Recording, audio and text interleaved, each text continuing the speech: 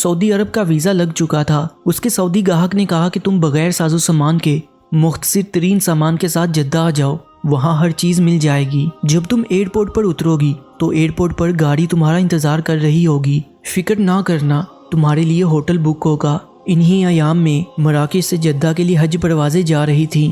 سلمہ نے اپنا خوبصورت ترین لباس پہنا، خوب میک اپ کیا اور جہاز پر سوار ہو گئی۔ اس نے دیکھا کہ حج کی وجہ سے بیشتر مسافروں نے احرام باندھے ہوئے ہیں۔ وہ ان محدود چند مسافروں میں سے تھی جو حج کے لیے نہیں جا رہے تھے۔ وہ تو اپنے خاص گاہک سے ملنے اور جدہ بازار میں فسق و فجور کا بازار گرم کرنے جا رہی تھی، جبکہ عازمین حج اپنے رب کریم کے گھر کی زیارت اور فریضہ حج کی ادائیگی کے لیے سفر کر رہے تھے۔ سلمہ اگلی سیٹوں پر بیٹھی تو اس کے ارد گرد حج پر جانے والی خواتین تھی جنہوں نے حجاب کیا ہوا تھا۔ کچھ دیر تو وہ کرسی کی پشت کی جیب میں رکھے ہوئے میگزین کے ساتھ کھیلتی رہی، پھر اس نے کھانا کھایا اور آنکھیں بند کر لی۔ اس کی آنکھ لگ گئی، نہ جانے وہ کب تک روتی رہی۔ آنکھ کھلی تو جہاز کا پائلٹ اعلان کر رہا تھا کہ کچھ دیر بعد ہم لوگ میقات سے گزریں گے۔ جو مسافر حج کی نیت سے جدہ جا رہے ہیں وہ اپنے احرام باندھ لیں، کیونکہ میقات سے آگے بغیر احرام کے جانا جائز نہیں۔ اعلان کے ساتھ ہوائی جہاز کے مسافروں میں ہلچل مچ گئی۔ وہ زور زور سے تلبیہ بلند کرنے لگے،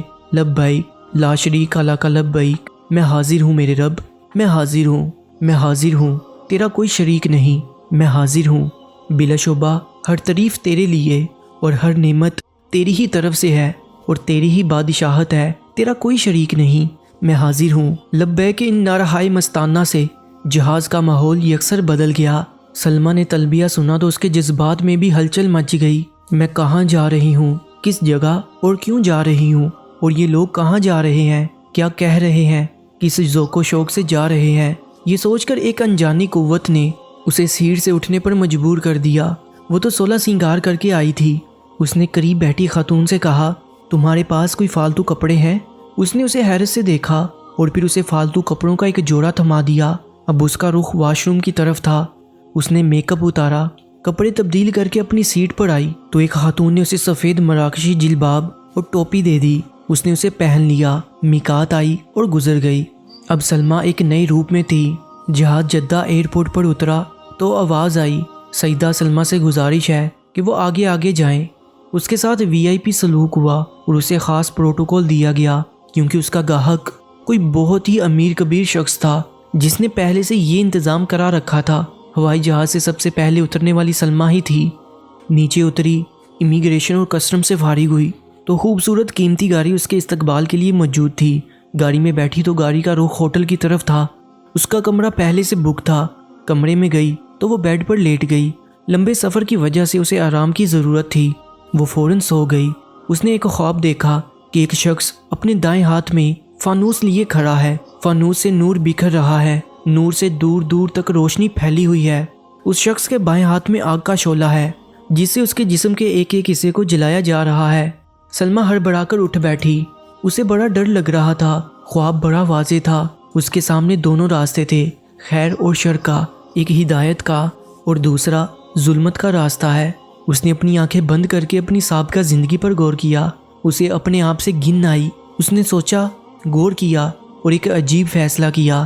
اس نے اپنا مختصر ترین سامان اپنے ہمراہ لیا، کمرے سے نیچے اتری، ہوٹل سے باہر آئی تو اسے ایک ٹیکسی نظر آئی۔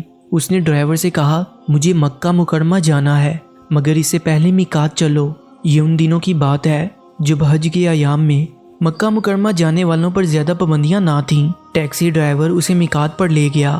میقات پر پہنچ کر اس نے غسل کیا، وضو کر کے احرام باندھا، حج کی نیت کی اور تلبیہ بلند کیا۔ اللہم لبیک کہتی ہوئی ٹیکسی پر سوار ہوئی۔ مکہ مکرمہ میں داخل ہوئی تو اس کی زبان پر لبیک کی صدائیں جاری تھیں۔ کعبہ شریف میں داخل ہوئی، طواف کیا، 7 چکر لگائے، سچے دل سے توبہ کی، مقام ابراہیم پر آئی، 2 رکعت نفل پڑھنے کے بعد زمزم پیا۔ ایسا لگا کہ اس کی تمام روحانی اور جسمانی بیماریاں زائل ہو گئی ہیں۔ اب اس کا رخ صفا کی طرف تھا۔